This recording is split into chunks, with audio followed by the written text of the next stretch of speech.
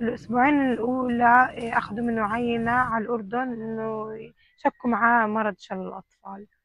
بعد أسبوعين من مرضه بتفاجأ إنه الوزارة بترن علي إنه عبد الرحمن هو الحالة الأولى في مرض شلل الأطفال.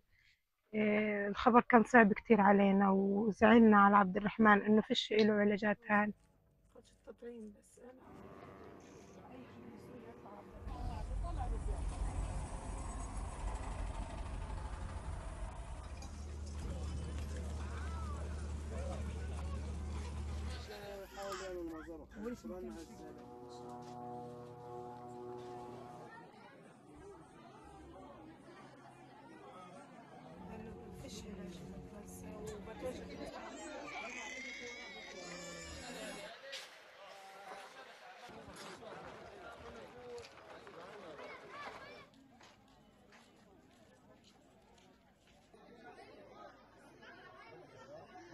لدي 3 أطفال، كلهم تحت عمر كلهم أقل من 10 سنوات.